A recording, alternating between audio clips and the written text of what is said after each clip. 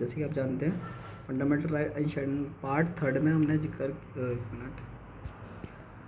Part third में हम बात करते हैं फंडामेंटल राइट की। इसको हम क्या कहते हैं, मैग्ना कार्टा ऑफ इंडिया, क्योंकि ब्रिटेन से लिया गया, वो यूएस से लिया गया।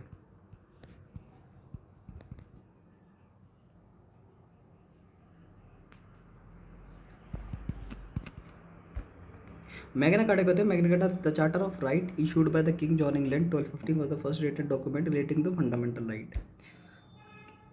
जो किंग जॉन ने जो चार्टर रिलीज़ किया था ब्रिटेन में राइट्स का 1215 में, वो फर्स्ट रिटन डॉक्यूमेंट था रिलेटेड टू फंडामेंटल राइट। वो पहला डॉक्यूमेंट था जो फंडामेंटल राइट से रिलेट करता था। तो मैंने पहले बता ही दिया कॉन्स्टिट्यूशन के बारे में कितने फंडामेंटल राइट है, 6। पहले में बात हो रही है राइट टू इक्वलिटी की 14 to 18, राइट टू फ्रीडम की 19 to 22, right against exploitation 23 to 24, right to freedom of religion 25-28, culture and education right 29 to 30 और राइट टू कॉन्स्टिट्यूशन रेमेडी। पहले 7 होते थे फंडामेंटल राइट, पर एक को हटा दिया गया, राइट टू प्रॉपर्टी को हटा दिया गया जो कि आर्टिकल 31 में, अब वो 44 अमेंडमेंट से हटा दिया। अब इसको कहाँ डाल दिया, it made a legal right under article 300A in part of 12th in the constitution. इसको लीगल राइट बना दिया।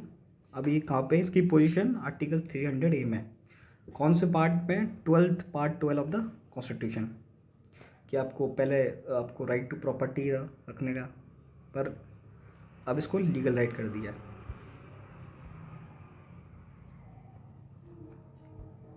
आर्टिकल 13 में बताया कि ब्रशअप करता है फंडामेंटल राइट को, कि अगर आपका फंडामेंटल राइट अगर आर्टिकल 13 में ये है कि आपका फंडामेंटल राइट अगर वायलेट होता है तो आप सुप्रीम कोर्ट जा सकते हो। सुप्रीम कोर्ट क्या करेगा, आर्टिकल 32 को अकॉर्डिंग वो रिट पास कर देगा, रिट जारी कर देगा और कहेगा कि वो स्टेट को ऑर्डर देगा कि आपने इनके फंडामेंटल राइट क्यों वायलेट किए। अगर आप सुप्रीम कोर्ट नहीं जाओगे, हाई कोर्ट जाओगे, तो आर्टिकल 22-26 जो है ये, वहाँ हाई कोर्ट आपको कहेगा कि article according to article 22-26 we generate the rates.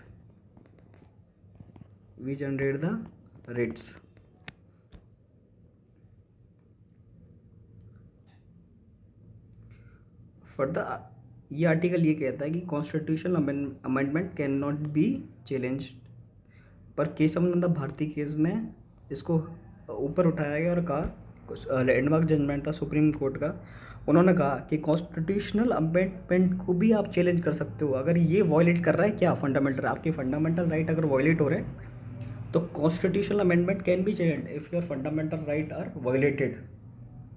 If your fundamental right are violated then you can challenge a constitutional amendment. Writ क्या होता है, एक लीगल ऑर्डर होता है जो court of law court pass करता है, जनरेट करता है। सुप्रीम कोर्ट के पास 32 के प्रोविज़न के अकॉर्डिंग रिट जुडिक्शन पास करता है और हाई कोर्ट आर्टिकल 226 के अकॉर्डिंग रिट जुडिक्शन पास करता है। रिट आपको पता ही होगा, ये होती है हैबस कॉर्पस, मैंडेटस, प्रोहिबिशंस, एडिटोरी, क्वा वारंटो, या बाद में पढ़ोगे रिट्स वगैरह। अब फीचर क्या है फंडामेंटल राइट के, ये पढ़ लेते हैं। ये है क्या,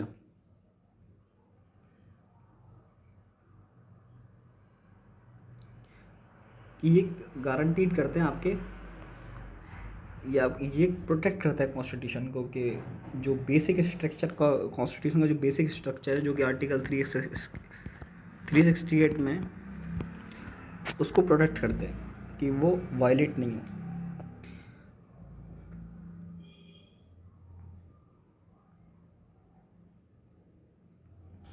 जो राइट्स हैं वो एब्सोल्यूट हैं और क्वालिफाइड भी हैं।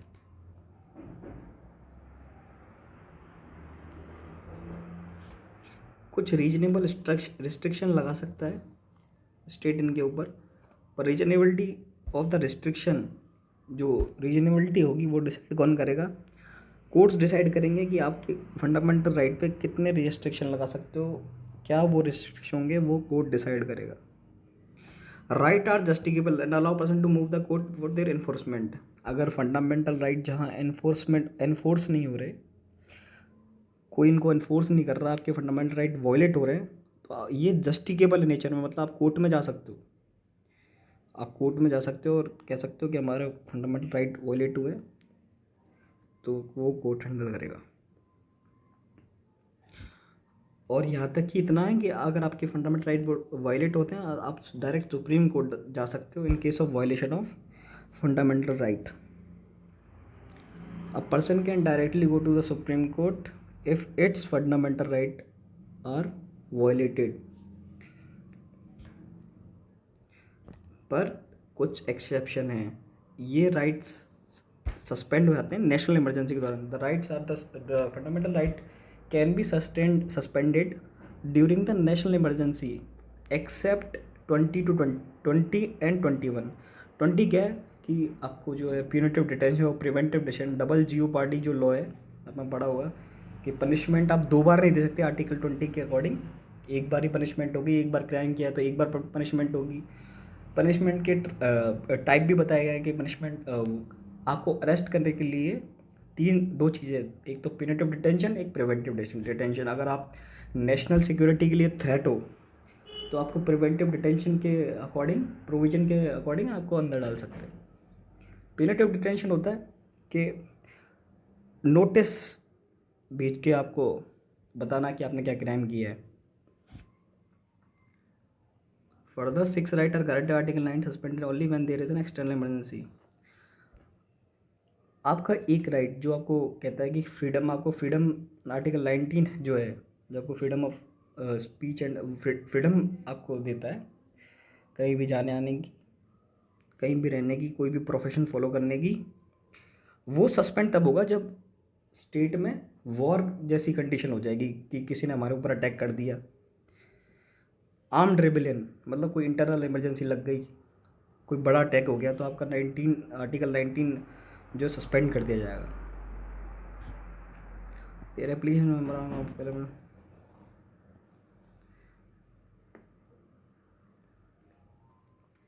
देखो, मार्शल लॉ अलग होता है, उसकी हम बाद में बात करेंगे।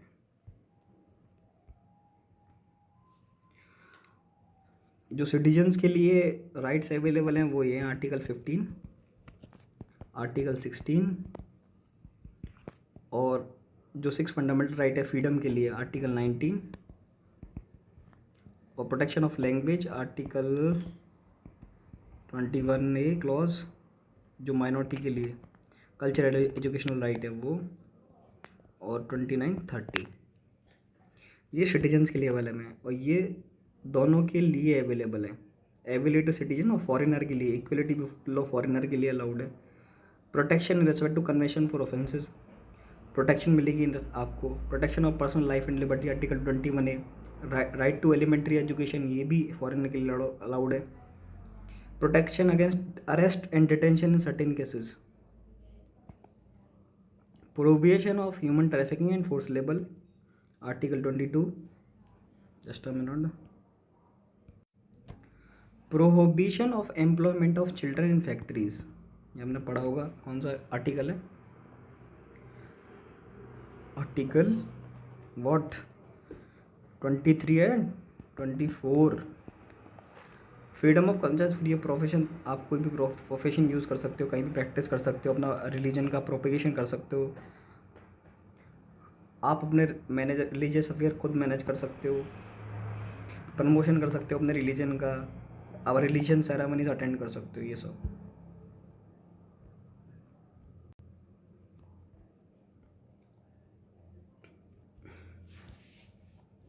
अब बात कर देते हैं आर्टिकल 14 की कि सबको इक्वल ट्रीटमेंट मिलेगा। Equal treatment for all, no discrimination should be allowed on the basis of race, birth, caste etcetera. ये राइट सबके लिए, सिटीजन के लिए भी है और फॉरेनर के लिए भी है।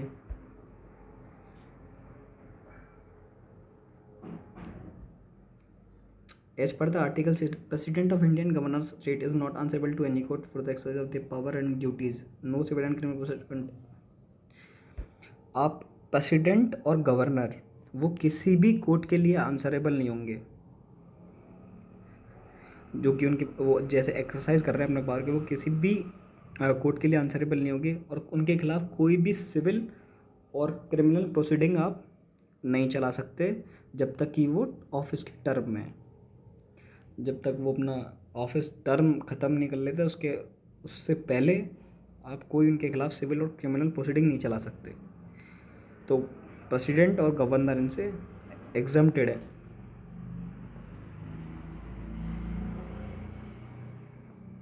और आर्टिकल 361 ये है कि कोई भी सिविल और कोर्ट प्रोसीडिंग जो पार्लियामेंट हाउस ऑफ पार्लियामेंट के मेंबर्स हैं, एमपीज़ हैं, स्टेट लेजिस्लेचर के मेंबर हैं, एमएलएज़ हैं, इनके खिलाफ भी आप सिविल कोर्ट प्रोसीडिंग कर सकते हो। आप no civil and court proceeding मतलब कोई भी प्रोसीडिंग आप इनके खिलाफ नहीं चला सकते।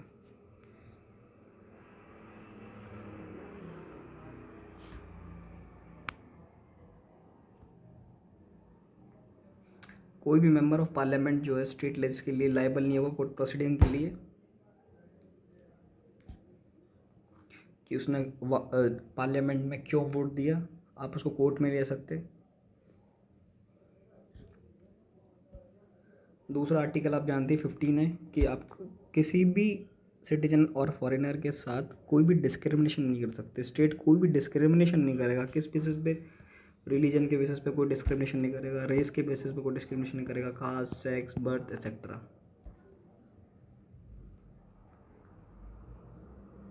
जैसे रिजर्वेशन है वो free should be allowed for the access to free education should be given to poor section of the society. Equal opportunity हम बात करते हैं पब्लिक मैटर एम्प्लॉयमेंट में कि सबको इक्वल अपॉर्चुनिटी दी जाएगी। इसके सब कुछ एक्सेप्शन है कि आपको आर्टिकल 14 में जो एक्सेप्शन है कि पब्लिक ऑफिशियल्स के लिए अलग पावर्स होंगी, प्राइवेट ऑफिशियल्स के लिए अलग पावर्स होंगी, आपको सेम पावर्स नहीं दी जाएंगी, सबकी पावर्स सेम नहीं हो सकती। जैसे अबॉलिशन ऑफ अनटचेबिलिटी कि ये आर्टिकल अबॉलिश करता है अनटचेबिलिटी को कि आप इस प्रैक्टिस को किसी भी फॉर्म में प्रैक्टिस नहीं कर सकते, क्योंकि अनटचेबिलिटी एक ऑफेंस है और पनिशेबल भी है। आपको उसके लिए पनिशमेंट मिल सकता है कि अगर आप इस प्रैक्टिस को आप अगर सोसाइटी में अगर प्रैक्टिस करते हो तो ये आपके लिए पनिशेबल है। You should be convicted for this offence. जो पर्सन इस प्रैक्टिस को अगर करता हुआ पाया गया तो वो डिस्क्वालीफाई होगा इलेक्शन, पार्लियामेंट के इलेक्शन से और स्टेट लेजिस्लेचर के इलेक्शन से, चाहे वो अनटचेबिलिटी को डायरेक्टली प्रमोट कर रहा हो या इनडायरेक्टली प्रमोट कर रहा हो। और किसी भी पर्सन को आप रोकते हो, किसी भी shop, hotel, public place, worship से रोक देते हो कि भाई ये सही आदमी नहीं है, हम इसको अंदर नहीं आने देंगे, हम इसको मंदिर में एंटर नहीं होने देंगे, तो आपके खिलाफ एक ऑफेंस, ये आप ऑफेंस कर रहे हो, आप इसके लिए पनिशेबल हो सकते हो।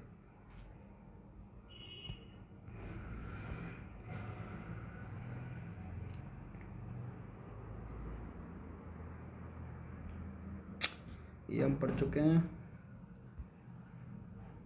18 देखिए, और article 18 of the Indian constitution also abolish the titles and make 4 provision in this regard.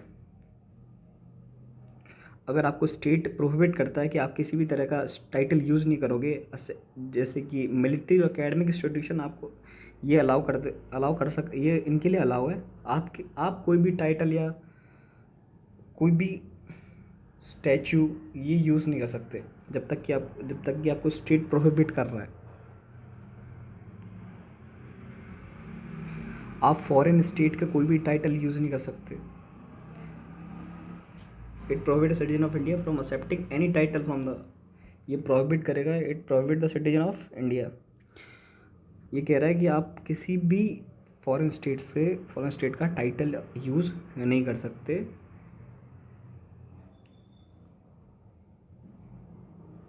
और state can not accept any title from any foreign state without the consent of president of India. State कोई भी title accept नहीं करेगा जब तक president उसकी permission नहीं देंगे।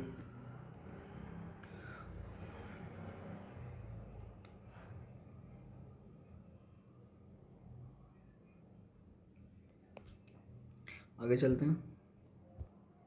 आर्टिकल 19 20 21 आपको पता ही कि आप स्पीच दे सकते हैं, अपने एक्सप्रेस कर सकते हैं अपने व्यूज़ को, ओपिनियंस को, बिलीव्स को, convection freely by word by mouth writing. आप अपना कन्वेक्शन लिख सकते हैं फ्रीली वर्ड माउथ से, राइटिंग करके लिख सकते हैं, प्रिंट करके लिखते हैं, पिक्चर, आपका कन्वेक्शन अलाउड होगा। आप अपने व्यूज़ एक्सप्रेस कर सकते हो आर्टिकल 19 के प्रोविजन के according. It gives you to right to freedom of speech and आप असेंबल हो सकते हो पीसफुली विदाउट आर्म।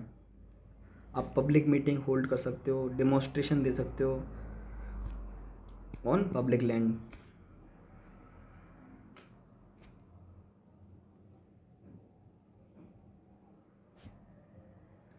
तो ये प्रोटेक्ट करेगा वायलेंट, ये प्रोटेक्ट, आप अगर वायलेंट होते हो, वायलेंट तरीके से असेंबली करते हो, तो ये फंडामेंटल राइट आपको प्रोटेक्ट नहीं करेगा। आप डिसऑर्डरली बिहेव करते हो तो ये फंडामेंटल राइट आपको प्रोटेक्ट नहीं करेगा। आप दंगे करवाते हो, राइटर्स असेंबली स्ट्राइक करवाते हो, तो ये आपको प्रोटेक्ट नहीं करेगा। आप कोई भी किसी भी तरह की एसोसिएशन बना सकते हो, कोई भी पार्टी बना सकते हो, कंपनी खोल सकते हो, पार्टनरशिप ज्वाइन कर सकते हो, सोसाइटी क्लब ज्वाइन कर सकते हो, ऑर्गेनाइजेशन बना सकते हो, ट्रेड यूनियन बना सकते हो अकॉर्डिंग टू आर्टिकल 19। आपको फ्रीडम ऑफ मूवमेंट है, आप कहीं भी घूम सकते हो, इंटरनल एक्सटर्नल, आप कंट्री से बाहर भी जा सकते हो, कहीं भी आप मूव कर सकते हो। आपके पास right to move within the territory of India और outside the territory of India. आप कहीं भी सेटल हो सकते हो किसी भी टेरिटरी में।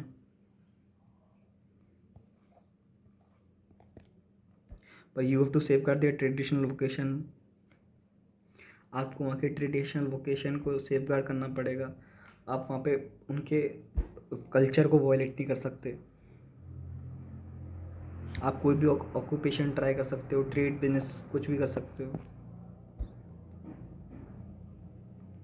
पर इसका मतलब ये नहीं है कि आप ट्रैफिकिंग करने लग गए, ऑर्गन्स होल्ड करने लग गए, हार्मफुल ड्रग बनाने लग गए। ये प्रोटेक्ट नहीं करेगा। एक्सप्लोजिव बनाने लग गए, पता चली स्टेट को ही डिस्ट्रॉय कर दो, ऐसा नहीं है। आपको आर्टिकल 20 पता ही होगा, grant protection against arbitrary excessive punishment to case person. ये कि आपको प्रोटेक्शन देता है कि आपको बहुत ज़्यादा पनिशमेंट, एक्सेसिव पनिशमेंट नहीं दी जाए जो अक्यूज्ड पर्सन है, चाहे वो सिटीजन हो चाहे फॉरेनर हो। It grant protection against arbitrary and excessive punishment to accused person whether ये सिटीजन, चाहे वो सिटीजन हो चाहे फॉरेनर हो। ये आप सब एक्सेस पनिशमेंट किसी को नहीं सकते, चाहे वो अक्यूज्ड है उसके ऊपर ब्लेम लगाया कि भाई ये बहुत ऑफेंसिव क्राइम किया है, जब तक वो कन्विक्ट नहीं होता, ट्रायल नहीं हो जाता, तब तक आप उसको नहीं कह सकते, आपको पनिशमेंट दे सकते एक्सेसिव।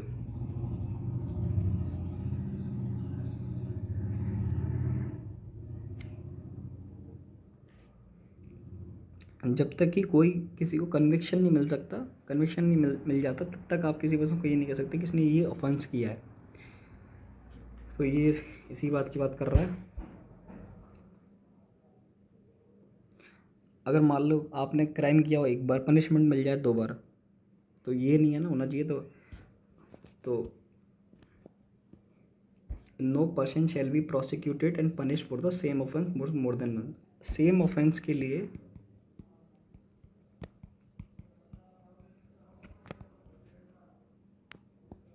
वन टाइम पनिशमेंट होगा, one time punishment. 2 time punishment नहीं होगा कि आपने एक क्राइम किया है और आपको 2 बार पनिशमेंट मिल रहा है।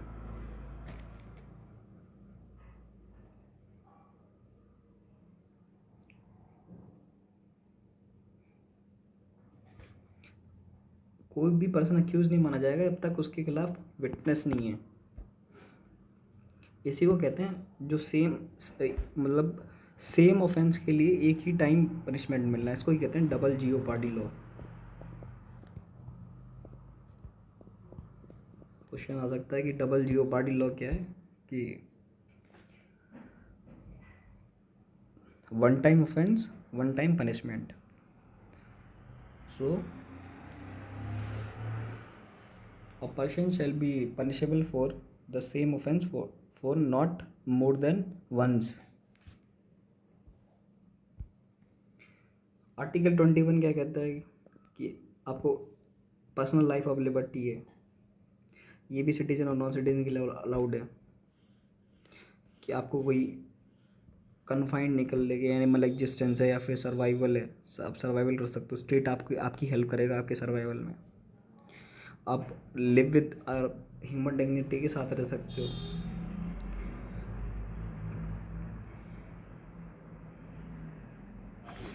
ये सब आर्टिकल 21 ए में। 21 A very important article, right to education, ये एडिट किया गया था 86 कॉन्स्टिट्यूशन अमेंडमेंट एक्ट से।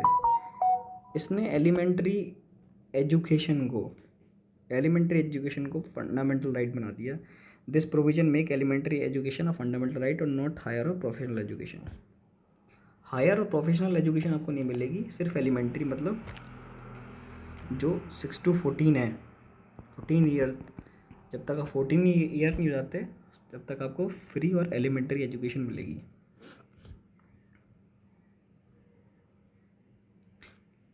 86 अमेंडमेंट से पहले ये आर्टिकल कहाँ था, तो आर्टिकल 14 में था, 45 में था, जो कि डीपीएसपी का पार्ट है, free and compulsory education. Free and compulsory education किसका एजेंडा था, गांधीयन प्रिंसिपल का। आप गांधीयन प्रिंसिपल के अकॉर्डिंग डीपीएसपी पढ़ोगे आगे। आर्टिकल 23 कि आप ट्रैफिक नहीं कर सकते, ह्यूमन बींग की ट्रैफिकिंग नहीं कर सकते, फोर्स लेबर नहीं कर सकते, मतलब ऑर्गन सोल्ड नहीं कर सकते मार्केट में ह्यूमन बींग से। ये आर्टिकल 23 आपको प्रोहिबिट करता है।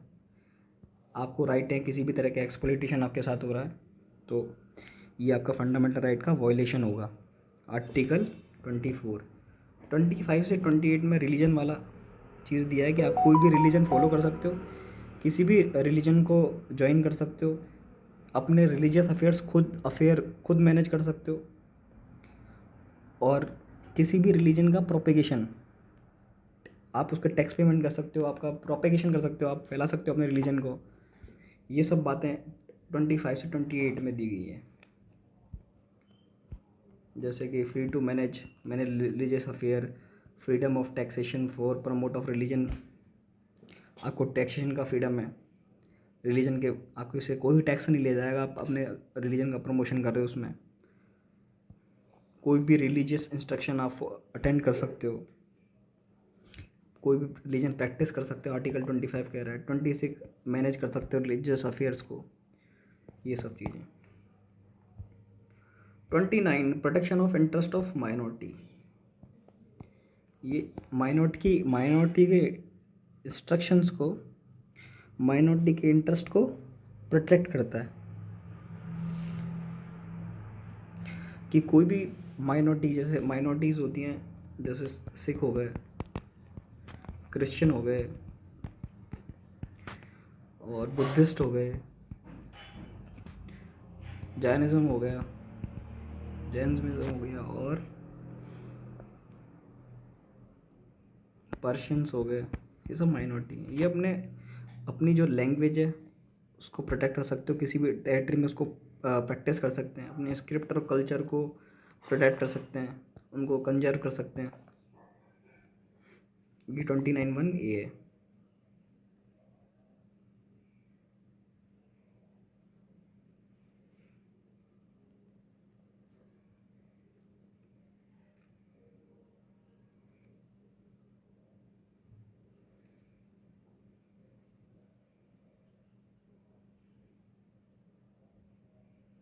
आप किसी भी सिटीजन को डिनाई नहीं कर सकते कि वो किसी भी रिलीजन का है, किसी भी रेस का है, किसी भी कास्ट का है, किसी भी लैंग्वेज को फॉलो करता है। तो आप किसी भी स्टूडेंट्स को कोई और सिटीजन को आप अलाउड, आप ये नहीं कह सकते कि हम आपको एडमिशन नहीं देंगे। आपको राइट है कि आप किसी भी एजुकेशनल इंस्टीट्यूशन में जो गवर्नमेंट रन कर रही है, स्टेट रन कर रही है, या फिर स्टेट की तरफ से उसका कोई फंड आ रहा है, तो वो आप किसी भी एजुकेशन इंस्टीट्यूशन में आप किसी को बैन नहीं लगा सकते।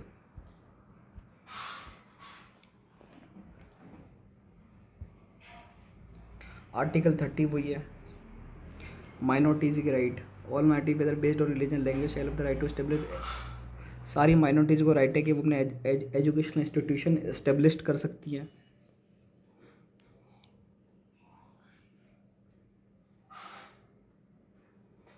यही सब है। आर्टिकल 31 देख लीजिए, children have right to relax and play to join wide range of cultural activity. Simple article है। सबसे important article right to constitutional remedies. इसके according supreme court get writ jurisdiction on fundamental right. तो B R Ambedkar ने कहा भी है कि doctor B R Ambedkar said the soul of the constitution, कि अगर आपके फंडामेंटल राइट को कोई वायलेट कर रहा है, आप उसको लेके सुप्रीम कोर्ट जा सकते हैं और वहाँ से अपने रिट जुडिक्शंस जनरेट करवा सकते हैं।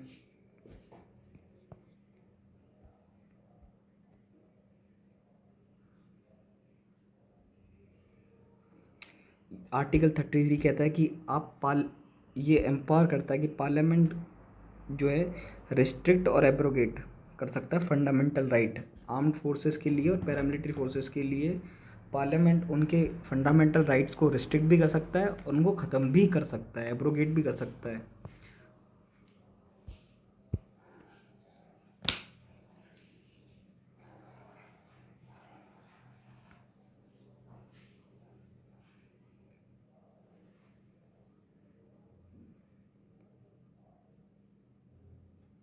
आर्टिकल 34 ये मार्शल लॉ के ऊपर है, बाद में करेंगे। जैसे मैंने आपको बताया कि हमने आज कवर किया आर्टिकल 12 to 35। ये था टॉपिक फंडामेंटल राइट।